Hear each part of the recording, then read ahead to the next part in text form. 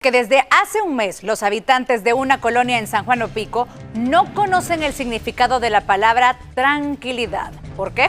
Por un problema que les tiene muy nerviosos. ¿Cuál es? Damaris Gómez nos cuenta los detalles.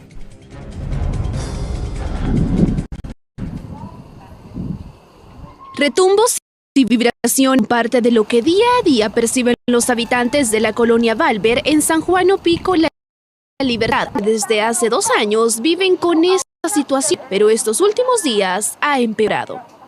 Como si fueran piedras las que van arrastrando un río, digamos, que va con mucha fuerza. ¿Cómo a qué hora se escucha? Ahora en la mañana, como a las 6, y en las tardes igual, como 6 de la tarde.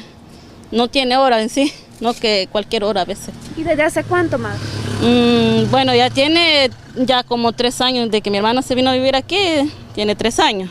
Y ya de que se oye más fuerte, ya tiene como 2 semanas, quizás, un mes. El niño se levantó asustado, pues, en la madrugada, y hasta los perritos ladran. Es que hasta los animalitos se asustan, porque ellos bien sienten cuando retumba eso. Muchos incluso comparan los sonidos con máquinas de alta potencia. Sostienen que por las noches dormir se vuelve un reto. Se oye un ruido bien feo y como que adentro como que tiembla. Como que hay adentro una de esas aplanadoras, así se escucha, como que golpea en el cementado. ¿Le preocupa a usted esta situación? Sí, preocupa porque puede hacer algo malo, pues primero Dios que no sea nada malo. Ahí. Primero Dios que no. Este hecho ha generado inquietud en los lugareños, quienes desconocen totalmente cuál puede ser el motivo que origine los movimientos y sonidos. Sin embargo, el miedo es latente.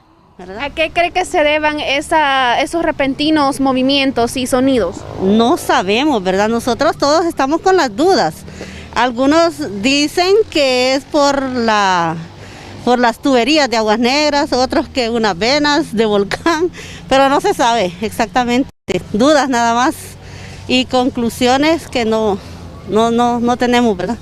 El tema llegó a oídos de las autoridades, las cuales han comenzado a inspeccionar la zona. Cabe destacar que mientras estuvimos en el lugar, no percibimos nada anormal.